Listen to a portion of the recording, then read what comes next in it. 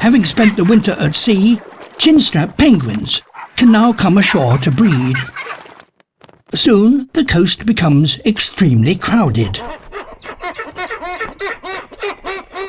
But there are ways to maintain social distance.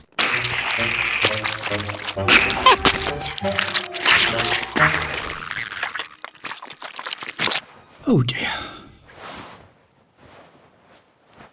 The chicks, until they're 8 weeks old, depend on their parents for food and, critically, warmth.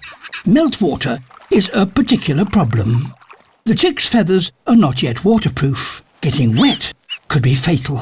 A father's duty is to keep his chicks high and dry using the only building material available: stones. And suitable ones are precious.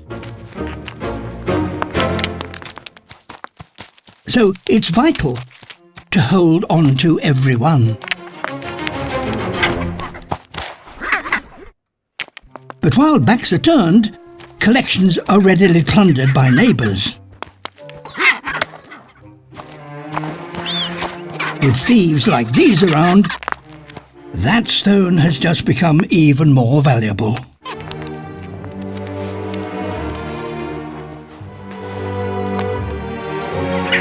What's lacking in skill is made up for with persistence, but a parent's labours could be in vain. Summer temperatures have now been recorded as high as 18 degrees Celsius. As a result, the penguins' carefully constructed platforms are now being flooded. There is more meltwater than ever before, and the ground is becoming a quagmire. Downy feathers, which are excellent insulation from the cold when dry, are no defence when wet. Hypothermia sets in. Over the last 50 years, the number of chinstraps here has dropped by half.